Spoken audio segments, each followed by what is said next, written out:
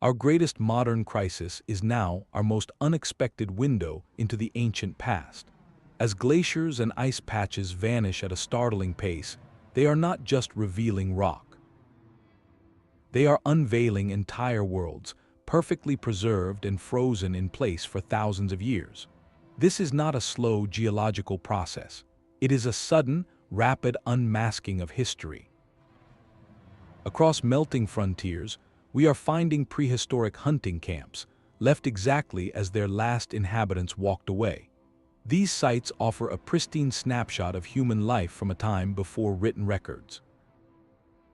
By the end of this exploration, you will understand the profound and urgent story these emerging time capsules tell about human ingenuity and survival. What secrets are melting out of the ice about the people who thrived here ago? And what happens to these fragile stories once the protective ice is gone for good? What does it mean to discover a past that is thawing back into existence just as quickly as it can be lost? The ice did far more than simply hide these camps. It transformed them into a form of time travel. In a typical archaeological site, the story is told by what survives the relentless assault of time, which is usually only the hardest materials. Stone tools, fragments of bone, perhaps some pottery.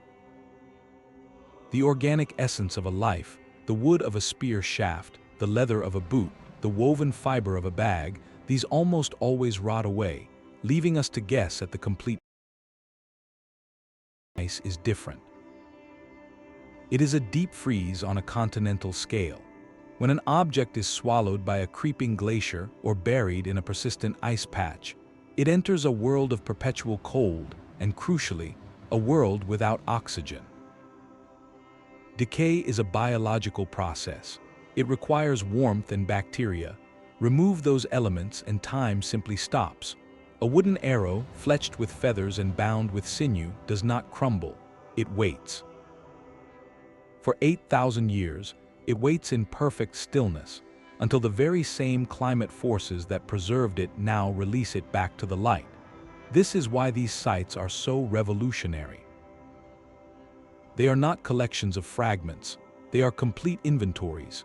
We are not finding just the stone arrowhead. We are finding the entire arrow exactly as it was last held. We can see the craftsmanship in the wood, the choice of feathers for stability, the intricate knotting of the cordage. This level of preservation allows us to reconstruct moments with startling intimacy. We can almost feel the texture of a woven cord between our fingers, or trace the individual cut marks left by a toolmaker's hand. It turns the abstract idea of prehistoric life into a tangible, detailed reality. So what happens when we open this frozen catalog and begin to read its contents? What do these perfectly preserved objects tell us about the people who made them? This phenomenon is not confined to a single mountain or a remote valley. It is a global story, written in melting ice from the peaks of the Swiss Alps to the high passes of the Canadian Yukon.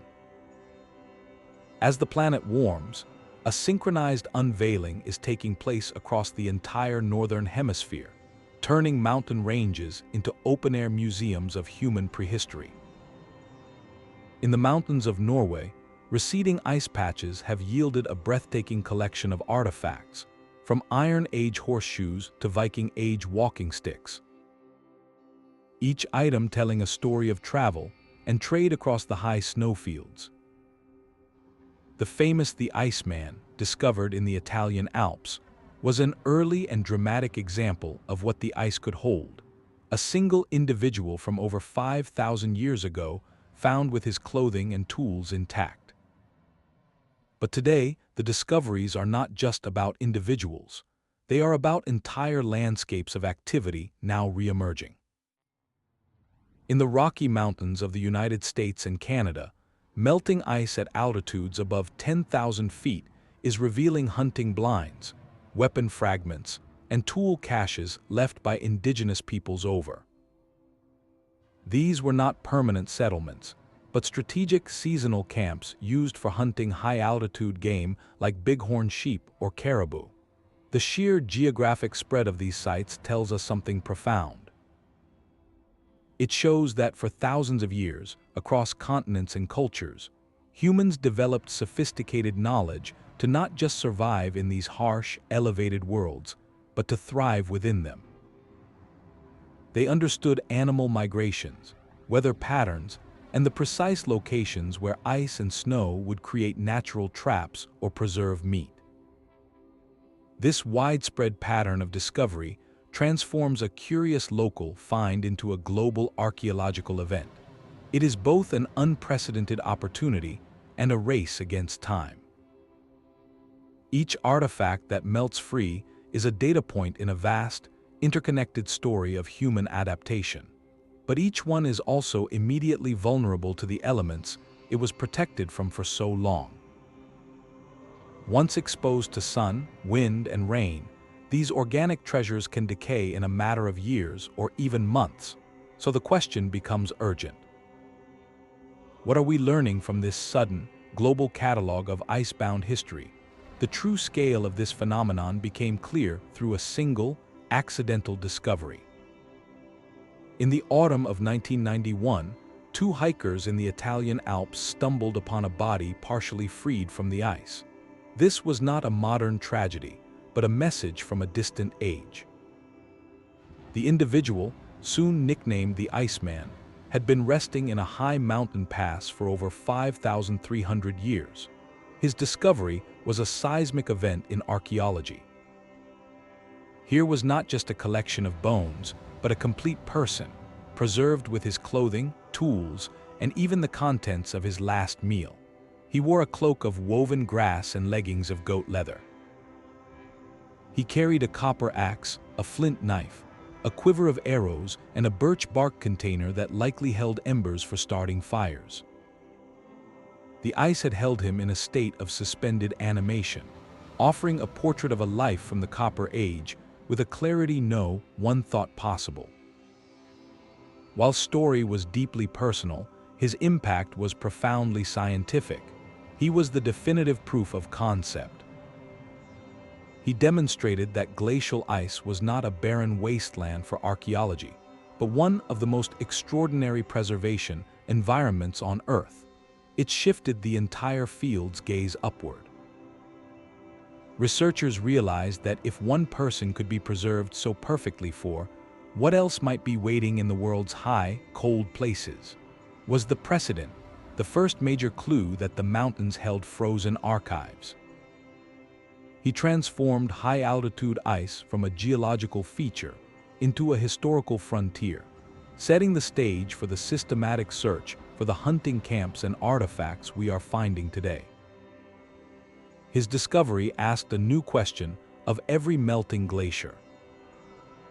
If the ice could preserve one man so completely, what entire chapters of human history might it be safeguarding? The story emerging from the ice is far bigger than any single discovery. While finds like the Iceman capture our imagination, the true revelation is happening at a landscape scale. As vast sheets of ice pull back, they are not just uncovering objects. They are unveiling entire ancient workspaces, complete outdoor laboratories of survival from thousands of summers past. Imagine walking across a rocky alpine pass today and seeing, etched into the newly exposed ground, the clear outlines of where people once lived, worked, and hunted. This is what archaeologists are now documenting. They are finding circular arrangements of stones that once anchored the hide walls of temporary shelters, their floors littered with the debris of daily life. They are mapping networks of ancient trails, paths worn into the earth by generations of travelers moving between seasonal camps. Most telling are the hunting structures. Low stone walls, strategically built on the lee side of a ridge, form what are called hunting blinds. From these concealed positions, hunters would wait for migrating caribou or bighorn sheep, taking advantage of the natural terrain. Nearby, researchers often find processing sites, areas marked by concentrations of stone flakes from tool sharpening and fragments of bone. where the hunt was transformed into food and raw materials. This scattered record is a frozen moment in a seasonal cycle. These were not permanent homes, but strategic, temporary camps used for a few critical weeks each year. The people would arrive, pursue their game, process their catch, and then move on, leaving behind the items that were broken, lost, or intentionally cached for the next season. What the ice preserved, then, is not a scene of catastrophe, but a perfectly normal abandonment. It is a snapshot of a workday paused, a camp closed down, with the quiet expectation of a return that, for reasons we may never know, never happened. This transforms our understanding from studying isolated treasures to reading an entire chapter of human behavior written across the mountains themselves. Each stone circle, each trail, each scatter of tools is a sentence in that story. But to read it properly, we need to understand the minds of the people who wrote it. What kind of knowledge did it take to not just survive, but to successfully operate in such a demanding and unpredictable environment? The objects emerging from the meltwater form a complete toolkit of survival. Each artifact is a chapter in a manual written by necessity, revealing a technological sophistication we are only beginning to appreciate. The most common and telling finds are the projectiles. We are not finding just stone arrowheads, but entire wooden arrows, fletched with feathers and tipped with points of sharpened bone or carefully chipped stone. The preservation is so complete that you can see the precise grooves carved into the shaft to hold the binding, and the sticky resin that was used as a glue. This level of detail tells us that these were not hastily made, disposable items. They were precision instruments, balanced for flight and engineered for a specific purpose, whether to bring down a large caribou or a bird in flight. Alongside these arrows, we find evidence of an even more powerful technology, the spear thrower or atlatl. This was not a simple spear. It was a lever, a wooden device that acted as an extension of the hunter's arm, multiplying the force and distance of a thrown dart. Finding a preserved atlatl is a remarkable event. It allows researchers to study its balance, its weight, and the carved finger grips, turning a concept from archaeology textbooks into a tangible piece of ancient engineering. But the toolkit extends beyond weapons for the active hunt. In some sites, researchers have found carefully knotted cords made from animal sinew or plant fibers. These could be the remains of snares set for smaller game or nets used in communal drives. The very presence of such items speaks to a deep, multifaceted strategy. It was not just about the heroic single shot. It was about understanding animal behavior and using every available resource, from setting passive traps to organizing group efforts. This complete assemblage, from the soaring atlatl dart to the humble snare, paints a picture of people who were masterful problem solvers. They selected specific woods for flexibility, chose particular feathers for stability, and developed complex knots that have held fast for. Each perfectly preserved knot and resin drop is a signature, a direct connection to the mind and skill of the individual who made it. This raises a profound question. What can these objects, in their stunning completeness, tell us about the society that produced them? How does finding an entire system of technology, rather than just its broken pieces, change the story we tell about our ancestors? But perhaps the most profound revelations come not from stone or wood, but from the soft, everyday items. These are the materials that vanish completely from almost every other site on Earth. In the cold of the ice, however, time forgot to claim them. We are finding fragments of clothing made from tanned animal hides, stitched together with sinew thread. A single leather shoe, shaped to a foot that walked these mountains thousands of years ago, tells us about protection from the elements and the skill of the leatherworker. Pieces of fur garments, perhaps from rabbit or fox, speak to insulation and comfort in a bitterly cold environment. Then there are the containers. Woven baskets made from strips of bark or bundles of grass, their intricate patterns still visible. Birch bark vessels, carefully folded and sewn with root fibers, designed to carry water, berries, or rendered fat. These are the humble, essential tools of domestic life, the very things that made sustained travel and work in the high country possible. In a typical dig, we might find a stone tool and infer it was used for scraping hides. Here, we find the actual hide scrapings nearby and the basket that held them. This changes everything.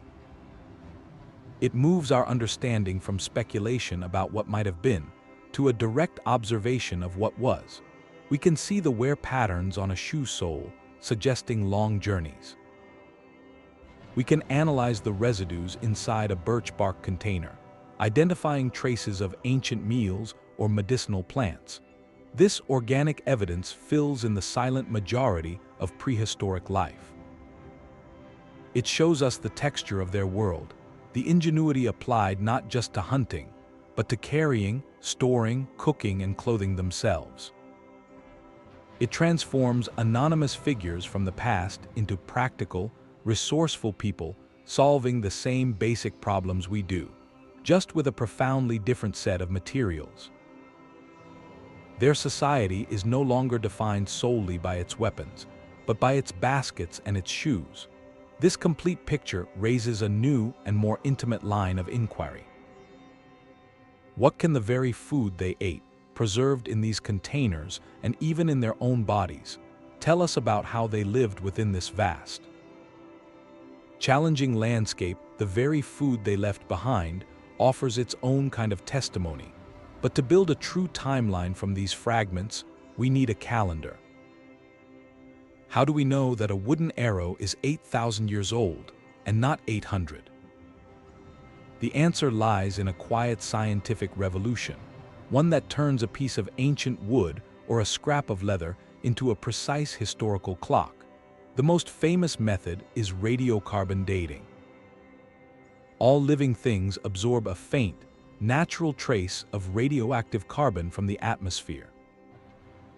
When a plant is harvested or an animal passes, that absorption stops, and the radioactive clock starts ticking down at a known, steady rate. By measuring how much of this carbon remains in a piece of ancient wood, a strand of sinew, or even a discarded piece of chewed hide, scientists can calculate its age. This technique revealed antiquity and has provided broad age ranges for countless other ice finds, placing them within centuries of a particular time. But for archaeologists, centuries are not precise enough. They want to know the year. This is where another, more elegant method comes into play, one written in the very grain of the wood. Dendrochronology, or tree ring dating, relies on a simple, beautiful fact. Trees add a new growth ring each year, and the width of that ring is a diary of that year's climate. A wide ring signals a good, wet growing season. A narrow ring tells of drought or cold. This pattern of fat and thin rings creates a unique fingerprint for a sequence of years. Scientists have painstakingly built master chronologies, continuous sequences of these ring patterns stretching back thousands of years for certain tree species. When a researcher finds a wooden artifact in the ice, perhaps a spear shaft or a piece of a hunting blind, they can sand its surface smooth and examine the pattern of rings under a microscope. They then match that pattern, like a key fitting into a lock, against the master chronology. If the outer ring of the wood is preserved, they can often identify the exact year the tree stopped growing, the year it was cut down to be made into a tool. This means we can sometimes say, with startling certainty, that this particular arrow was crafted from a tree felled in the spring of 1210 before Common Era. This level of precision transforms scattered artifacts into connected events. It allows us to see that a hunting camp on one side of a mountain was used in the same decades as another camp 50 miles away, hinting at the range of a single group. It lets us place human activity within the context of known climatic shifts, seeing how hunting strategies changed during a prolonged cold snap or a warmer period. Together, these dating techniques reveal that the story in the ice is not from one single era. It spans the entire Holocene epoch, the current geological age that began as the last great ice sheets retreated over 10,000 years ago. The camps and tools melting out range from that deep time, over 80 centuries past, to sites that are merely a few hundred years old, showing a continuous, unbroken thread of human presence in the high mountains. This creates a layered timeline of survival, a testament to generations who return to these passes season after season, millennium after millennium. But to truly appreciate their achievement, we must look beyond the objects and the dates to the landscape itself. What specific, hidden features of these icy realms did ancient hunters learn to master? These camps were not random shelters, but nodes in a vast, ancient system of movement. To understand the people who built them, we must step into their annual rhythm, a cycle dictated not by calendars, but by the migration of animals and the retreat of snow. Each spring, as the high country began to thaw, specific knowledge would guide their journey upward. They were following the herds. Caribou, reindeer, and bighorn sheep possessed their own deep calendar. To escape summer insects and find fresh forage, these animals moved to higher elevations, following the green wave of new plant growth up the mountain slopes. The hunters knew these paths intimately. They knew which narrow pass, which high basin, which saddle between peaks the animals would funnel through on their way to summer grazing grounds. The strategic placement of the camps we find today reveals this precise understanding. A camp is never just where people stopped because they were tired. It is a calculated position, often on a slight rise overlooking a natural travel corridor, with clear lines of sight and access to fresh water. It functioned as a seasonal headquarters. From this base, scouts could monitor game movements. Hunting parties could organize and depart, carrying their atlatls and arrows to the blinds built of stone further along the ridge. After a successful hunt, they would return to the camp not to celebrate, but to work. This is where the logistical genius of these sites becomes clear. The camps were processing centers. Here, the bounty of the hunt was transformed into portable wealth. Meat would be sliced into thin strips and dried on racks in the alpine sun and wind, creating lightweight, durable jerky that could sustain a family for months. Hides would be scraped clean and prepared for tanning. Bones and antlers were saved to be crafted into new tools, needles, or weapon points. Every part of the animal was utilized, a practice born of deep respect and necessity. The camp, then, was a temporary factory. The sounds that once filled these now silent places would have been the quiet chatter of coordinated labor, the scrape of stone tools on flesh and bone, the crackle of small, controlled fires used for smoking meat or heating resin for glue. They stayed only as long as the work required and the game was available. As summer waned and the first chill of autumn returned to the high passes, the herds would begin their descent back to the lowland forests and valleys, and the people would follow. They would pack their dried meat, their prepared hides, their repaired tools, and abandon the camp. They left behind what was broken, what was surplus, or what they fully intended to retrieve the following year. A cache of heavy stone tools might be left under a rock cairn, a promise to next season's self. This annual pilgrimage was repeated for generations, for thousands of years. The ice did not preserve a story of desperate survival, but one of predictable, sustainable harvest. It shows us a people who were not conquering a wilderness, but participating in it with a fluent, time-tested intelligence. Their calendar was written in the behavior of animals and the melting of snow, and their camps were the elegant, functional punctuation in that annual sentence. One mountain pass in Norway offers in this ancient rhythm. The ice patch, high in the mountains, is not just a site. It is a time capsule of an entire transit corridor, a mountain highway used continuously for over 1,000 years. As its ice has retreated, it has not yielded a single camp, but a sprawling archaeological landscape that tells the story of a pass buzzing with life.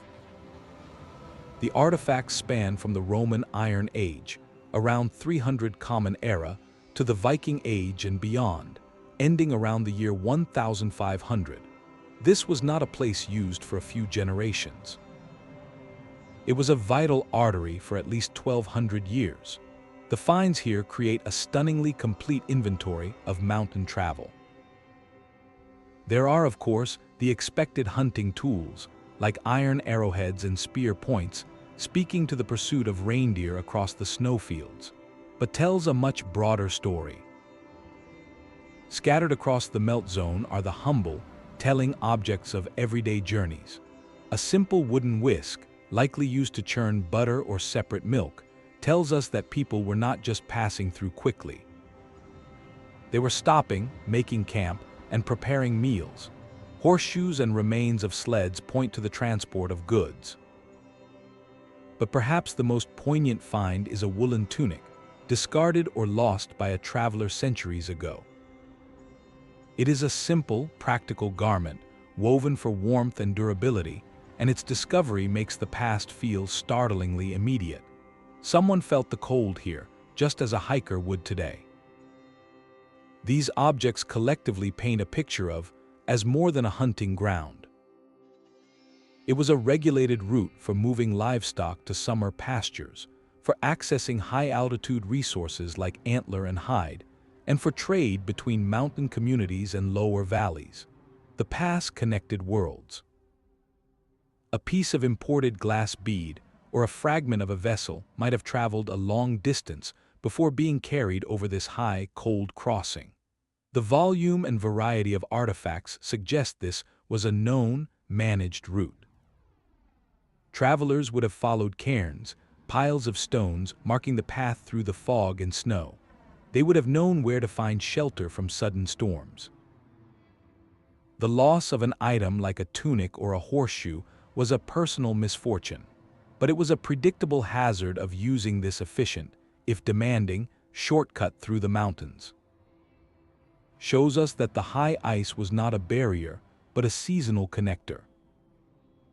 It reveals a sophisticated network of movement, where the practical needs of hunting blended seamlessly with the broader currents of travel, herding, and commerce. This single site transforms our view from isolated hunting camps to a connected, pulsating landscape. But what happens when we look beyond the artifacts and start to read the environmental record they are embedded in? What can the very dirt and plants around these objects tell us about the world? These travelers walked through. The story of the high ice is written not only in abandoned camps, but sometimes in the journeys of a single traveler. Far from the mountains of Europe, in the traditional territories of the Champagne and First Nations, a melting glacier in Canada revealed a discovery that wove together threads of life, lineage, and landscape. In the summer of 1999, hunters in the park noticed something emerging from the ice. It was a young man, later given the southern name, meaning long ago person found. He had been resting in the glacier for between 300 and 550 years, a period spanning the late pre-contact era in that region. Unlike the intentional burial sites archaeologists typically study, this was a natural preservation, a chance encounter with a life interrupted during a crossing through the high passes.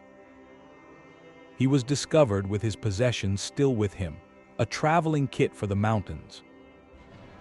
He carried a walking stick, a hat woven from roots, and a robe made of gopher pelts, each item speaking to practical preparation for the variable conditions of the alpine world. What made this discovery uniquely powerful was the scientific and cultural dialogue it enabled. Researchers, working closely with the descendant First Nations communities, were able to learn extraordinary details about this individual's life through modern analysis. Studies of stable isotopes in his bones and hair provided a chemical diary of his diet. They revealed he had spent most of his life in a coastal environment, eating a diet rich in marine foods like salmon and shellfish. In his final weeks, however, the isotopes changed, showing a shift to a land-based diet of animals and plants from the interior. This painted a clear picture of a person on a long journey, moving from the coast, across the high mountain glaciers, and into the interior valleys. Genetic analysis further connected his story to the present day, identifying living relatives among contemporary First Nations people in the region, a powerful link across centuries. The discovery of transformed a scientific finding into a profound human story with continuing cultural resonance. He was not an anonymous artifact, but an ancestor, an individual with a known destination and a family that remembered. His journey demonstrated the vast, interconnected networks that existed long before modern borders, showing how people moved across what we now see as separate ecological zones, from ocean to mountain to forest. His carefully made tools and clothing spoke of skill and anticipation, while the evidence of his final trek spoke of the very real risks inherent in that travel.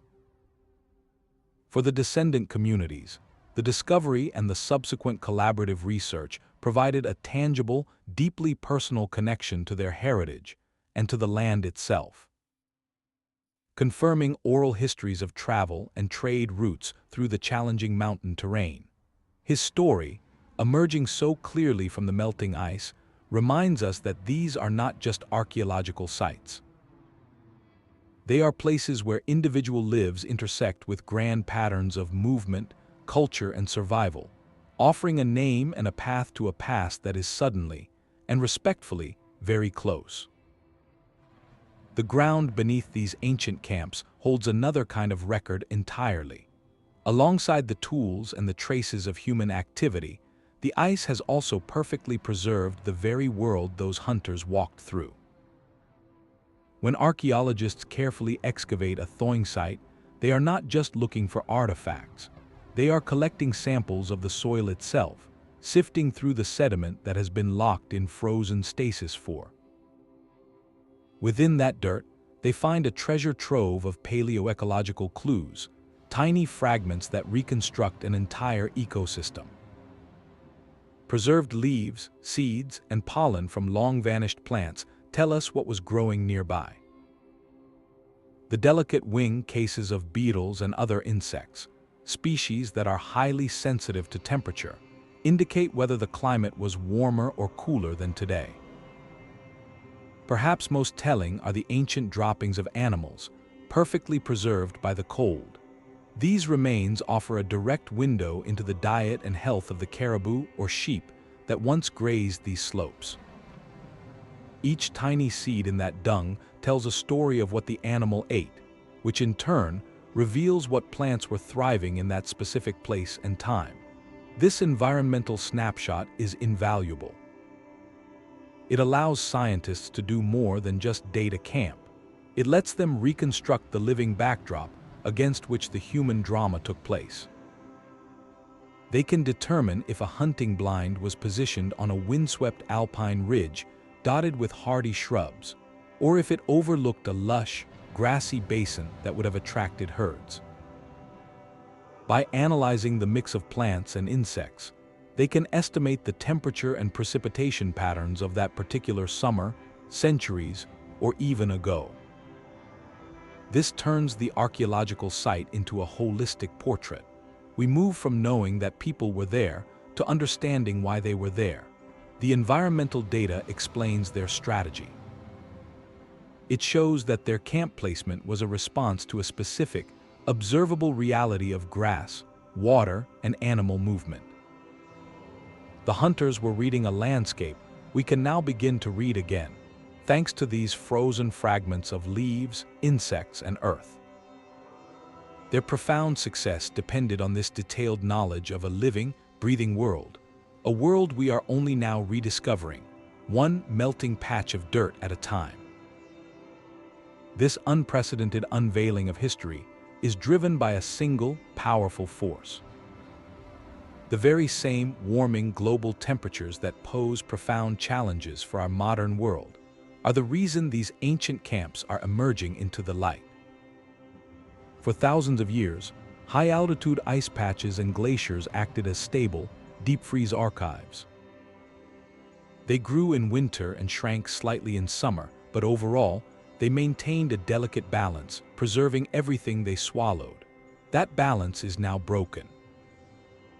Rising average temperatures are causing these icy repositories to retreat at an accelerating pace. They are not melting slowly and uniformly.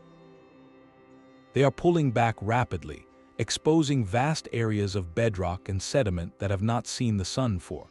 This rapid retreat is what creates the narrow, urgent window for discovery. An artifact frozen for 8,000 years can melt free in a single warm summer, and if it is not found and documented within a year or two, it can be lost forever to weathering and decay. This presents archaeology with a profound and poignant paradox. The greatest environmental shift of our age, largely driven by human activity, is revealing the intimate stories of ancient human ingenuity. It is a scientific opportunity of staggering scale, born directly from an environmental crisis. Researchers are now engaged in a race against time, monitoring satellite images of shrinking ice and organizing targeted field surveys to reach sites the moment they become exposed. Every spear point or woven basket recovered is a piece of history saved, but its emergence is itself a signal of a changing world. This creates a dual narrative. We are learning incredible details about how past cultures adapted to climate variability over centuries, even as we witness a contemporary climate shift that threatens the preservation of that very record. The ice has been a faithful keeper of secrets, but its time as a guardian is ending. The window it is opening is brilliant, illuminating, and heartbreakingly brief. This sudden, rapid unveiling presents a profound and immediate dilemma. For every breathtaking discovery emerging from the ice, there is a corresponding clock that starts ticking the moment sunlight touches it. An artifact preserved in pristine condition for 8,000 years can be reduced to a fragile, unrecognizable stain on the rocks in just a few short years, or even a single season. The very elements that were absent in the deep freeze, oxygen, warmth, and microbes, now rush in to claim what time had forgotten. Sunlight bleaches and cracks wood. Wind scatters delicate feathers and fibers. Rain and meltwater leach away color and structure. This creates a state of permanent emergency for the field of glacial archaeology. It is no longer a leisurely study of the past. It has become a high-stakes salvage operation, a race against the elements to rescue history before it vanishes a second time, this time for good. Researchers now operate in a mode of constant triage. They must monitor vast, remote mountain landscapes using satellite imagery to spot newly exposed patches of ground, then mobilize small, fast-moving teams to survey these sites during the brief summer window. There is no time for traditional, meticulous multi-year excavations. The work is one of rapid documentation and recovery.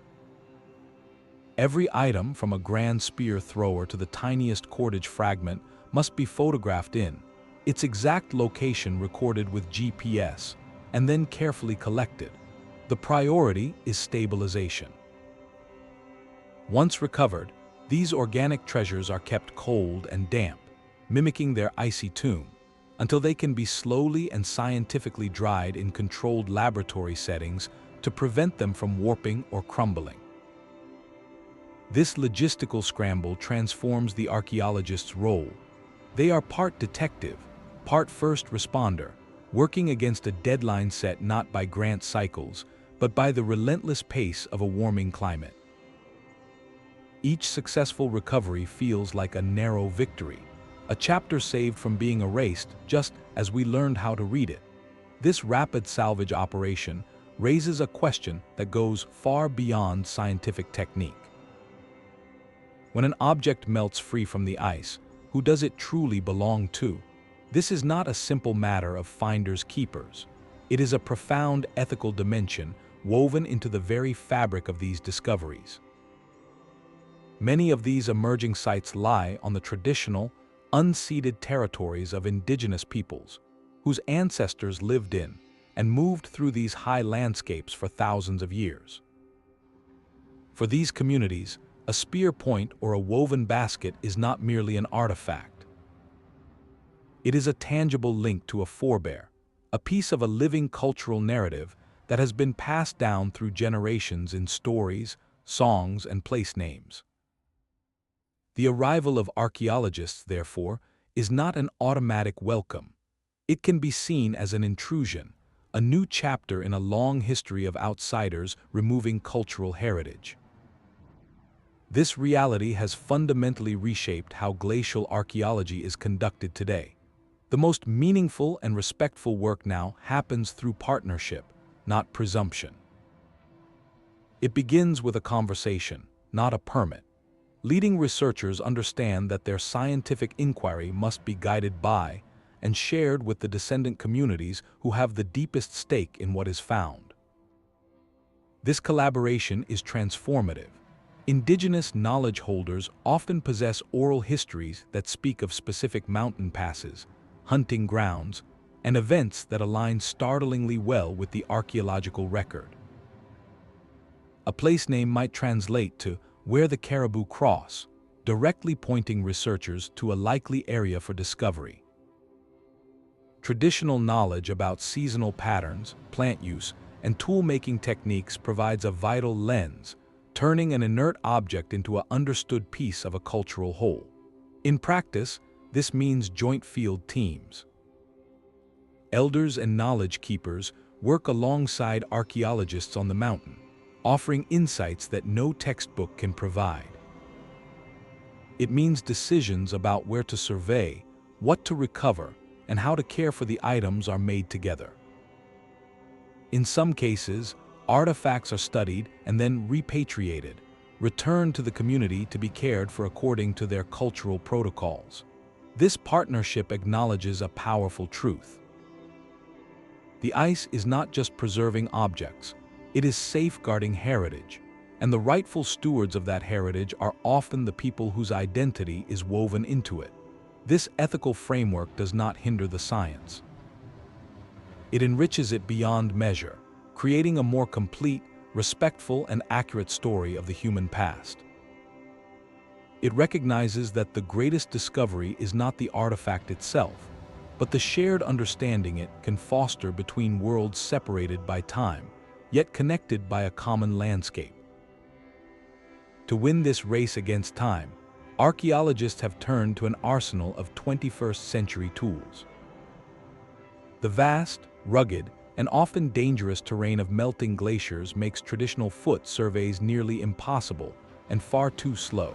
The solution comes from the sky.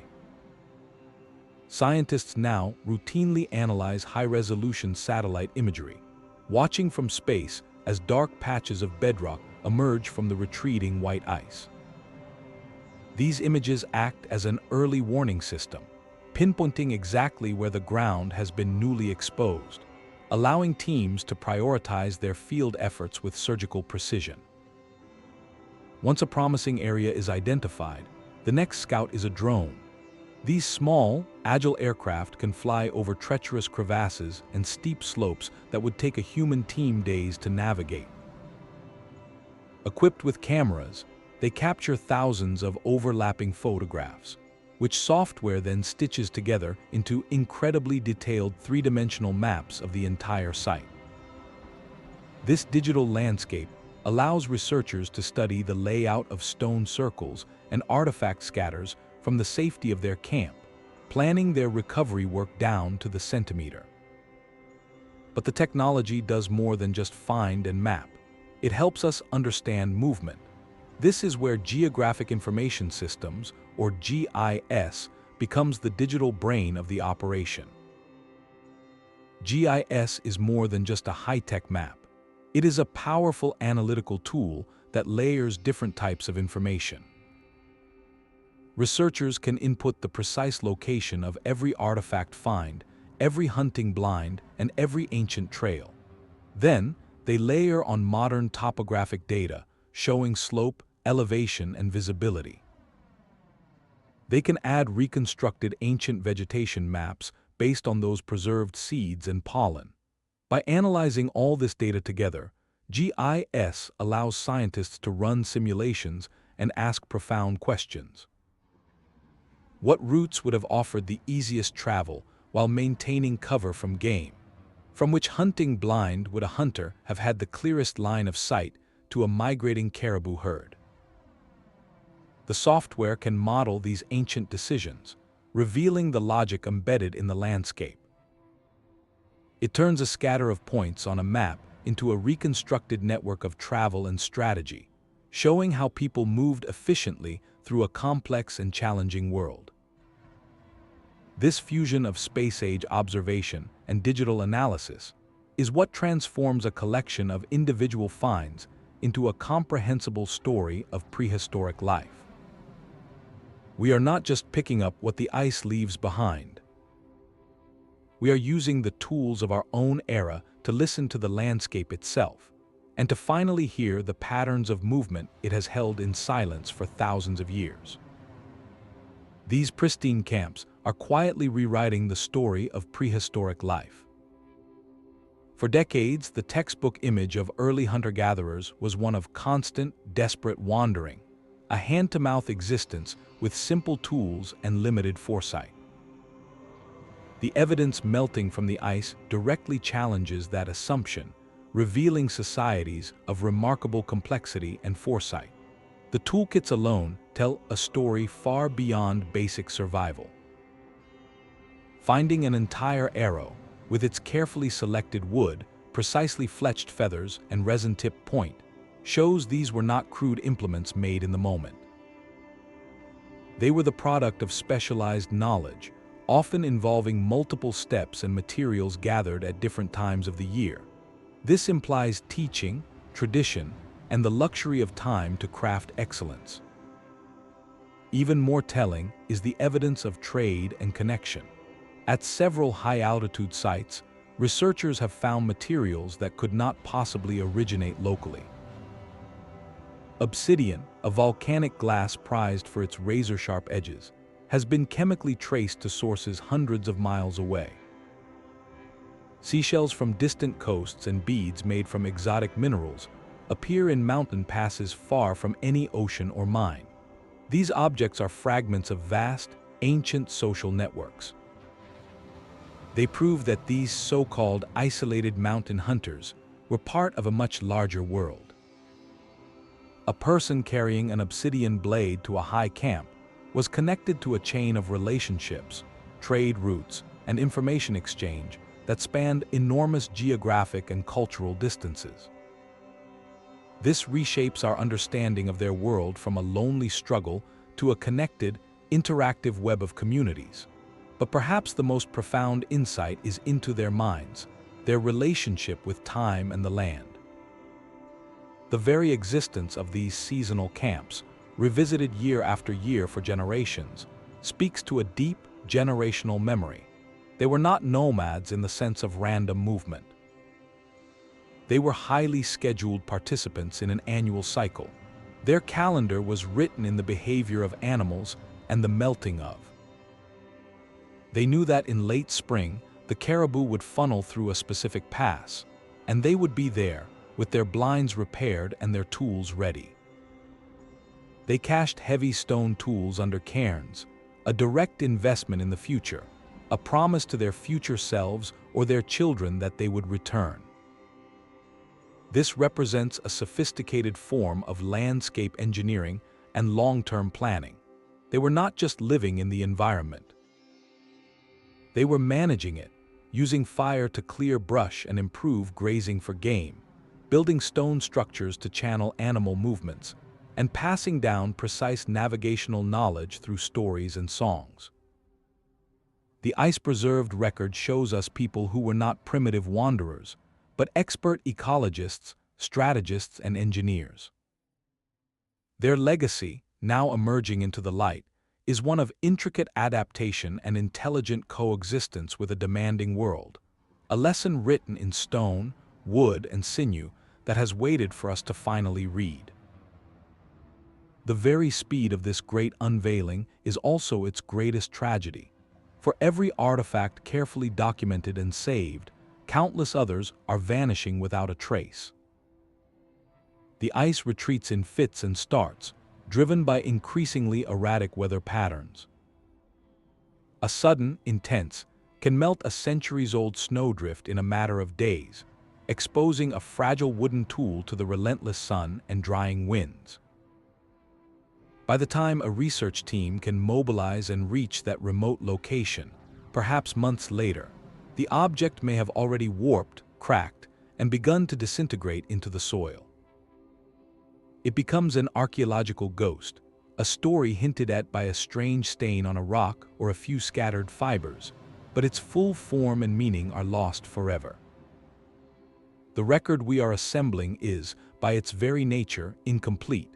It is a collection of what survived the melt and was found in time. We must always remember that it represents only a fraction of what was once there, a handful of pages salvaged from a vast, crumbling library. This means there are entire chapters of human experience in the high mountains that we will never read. We might find a perfectly preserved spear, but never learn the specific hunting technique it was designed for. We might map a network of trails, but never know the songs sung to navigate them in a blizzard. The intimate details of camp life, the conversations, the decisions, the individual names and relationships, these are the first and most permanent losses. This inherent fragility forces a humbling perspective. The emerging narrative is breathtaking, but it is also a series of fragments. Each discovery is a point of light in a much larger darkness, and we are left to connect those points as best we can, knowing the full picture is already fading.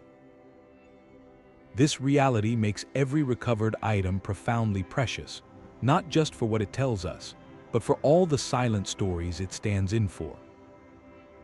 The countless moments of ingenuity and resilience that return to the earth without a witness. This perfect preservation creates a monumental challenge for the modern world. Once an artifact is recovered from the ice, the race is not over. It has simply entered a new, critical phase. The object has spent thousands of years in a state of stable, frozen equilibrium. To suddenly bring it into the warmth, light, and oxygen of a laboratory or museum is to risk destroying it in a matter of hours. The wood can crack and warp as it dries unevenly. Leather can shrink and harden into a brittle shell. Delicate fibers can simply turn to dust. Conservation, then, is the art of convincing these time-traveling materials that they have not, in fact, traveled through time at all. The process begins the moment an item is lifted from the melt zone. It is immediately wrapped in insulating material and kept cold, mimicking its icy tomb, until it reaches a specialized facility. There, conservators face a delicate balancing act. They must remove the water that has been part of the object's structure without causing the cellular walls to collapse. For many wooden items, this is done through a painstakingly slow freeze-drying process. The artifact is placed in a vacuum chamber and frozen solid. Then, under very low pressure, the ice within the wood sublimates, turning directly from a solid into a vapor without ever becoming liquid water. This can take months, even years, for a single large spear shaft. For leather and textiles, the approach is different. These materials often require a chemical treatment, a careful introduction of that gently replace the water molecules within the fibers, providing internal support to prevent shrinkage and disintegration. Every material from sinew to birch bark demands its own unique recipe of temperature, humidity, and chemical care. This is not a standard museum procedure. It is a frontier science, requiring constant innovation and immense patience. The cost is significant, demanding specialized equipment and highly trained experts. Each successfully conserved piece represents a triumph of modern technology over time itself. A partnership between ancient craftsmanship and contemporary science to ensure a story is not saved from the ice only to be lost on a laboratory shelf. Yet this technical victory leads to a deeper, more philosophical question. Once stabilized and studied, what is the ultimate purpose of these objects? Where do they belong, and who decides their final resting place? The horizon of this frozen archive is still expanding. As the great melt continues its relentless pace, we can only speculate about what other chapters of human history might be written in the ice, waiting for their moment in the sun. The hunting camps and lost travelers we have found so far may be just the opening passages of a much longer story. Future summers could reveal sites that deepen our understanding in entirely new directions. One tantalizing possibility is the discovery of locations with a ceremonial or spiritual significance. While most sites so far speak to the practical work of survival, it is reasonable to think that people moving through these majestic, powerful landscapes also marked them in other ways. A carefully arranged cluster of unusual stones, or an offering placed in a high crevice, could offer a rare glimpse into the beliefs and worldviews of these ancient communities, showing how they related to the mountains not just as a larder, but as a sacred space. We may also find evidence that pushes the timeline of human presence in these high places even further back. Most discoveries currently date from the last 5,000 to 8,000 years, within the current geological epoch.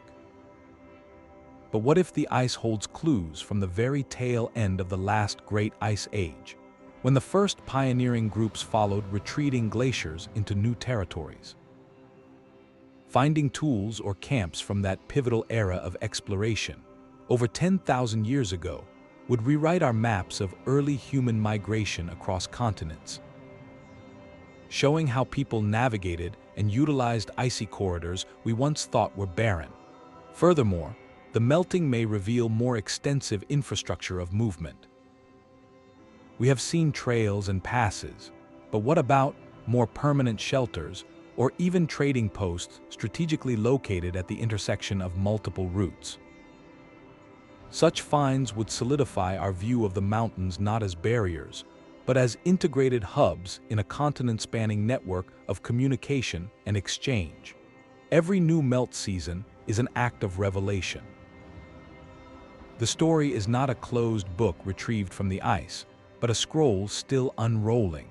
With each retreating glacier front, another line of text becomes visible.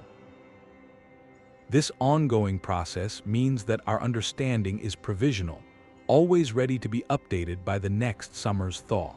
It invites a sense of humble anticipation. We are not simply uncovering a finished past, we are witnessing the past reassemble itself in real time, fragment by precious fragment. The responsibility, then, is immense. To be present for this great unveiling is to be tasked with listening carefully, documenting meticulously, and interpreting respectfully. Knowing that the next ridge over might hold a discovery that changes everything we thought we knew. These pristine artifacts are more than just a window into the past. They are a sophisticated instrument, a climate gauge left behind by people who had no concept of the global forces at work around them. When scientists analyze the soil from a thawing hunting camp, They are not just looking for lost tools. They are reading a natural archive of ancient weather, preserved in the most delicate of forms. The tiny, fossilized remains of plants and insects mixed into the sediment tell a precise story about the world as it was when that camp was active. A particular species of beetle, for instance, can only survive within a narrow temperature range. Finding its preserved shell in a layer of soil tells researchers the summer temperatures that year were within that specific band. Similarly, the pollen from certain alpine flowers, or the leaves of shrubs that thrive in wet versus dry conditions, paint a picture of precipitation patterns from ago. This data, gathered from dozens of sites across the mountains, allows climatologists to reconstruct past climates with remarkable detail. They can see the natural ebbs and flows, the centuries-long warm periods, and the cold snaps that would have made high-altitude hunting more challenging or more rewarding. This long-term record is the crucial baseline. It shows us the rhythm of the Earth's climate system before the large-scale influence of modern industrial activity. And when we compare that ancient, natural variability to the rapid, unprecedented warming trend of the last century, the contrast is impossible to ignore. The camps themselves become a silent testimony to this shift. They were used consistently for thousands of years, indicating a relatively stable climate that supported predictable animal migrations and seasonal patterns. Their sudden, simultaneous exposure today is not part of that natural cycle. It is a direct signal of a change in pace and scale that falls far outside the historical norm documented in their own soils. In this way, the melting sites deliver a dual message. They are an incredible gift of knowledge, offering intimate details about human resilience, but they are also a profound warning. They show us a world that existed in balance a balance that allowed cultures to plan, to thrive, and to leave behind these perfect snapshots of their lives. The fact that this very balance is now unraveling, revealing its secrets in a frantic, irreversible thaw, turns each recovered arrow into a sobering reminder. The past is speaking, and it is urging us to listen. These frozen fragments are rewriting the entire narrative of human prehistory. Where once we saw a blurry sketch of survival, the ice has delivered a high-definition portrait of ingenuity. We now see not just hunters, but strategists and engineers. We see not isolated wanderers, but connected participants in vast social networks. The perfectly preserved arrow, the intact shoe, the woven basket, they transform abstract concepts of ancient life into tangible, relatable realities. We can trace the cut of a toolmaker's knife and feel the texture of a cord they tied. This is the transformative power of the glacial archive. It turns distant ancestors into vivid neighbors in time. Yet this incredible clarity arrives draped in a painful paradox. Our deepest understanding of human adaptation is emerging directly from the greatest environmental disruption of our modern era. The very crisis that threatens our future is the force unlocking the secrets of our past. This places a dual responsibility upon our shoulders. For scientists and communities, it is a race to document a vanishing record, to save these stories from being lost just as we learn to read them. For all of us, it is a call to listen to the message carried within the melting ice. These camps stood for a testament to living in balance with a demanding world. Their sudden reappearance is a signal that this ancient balance has been profoundly altered. The past is speaking, not just to tell us its story, but to offer a silent, urgent lesson for our own.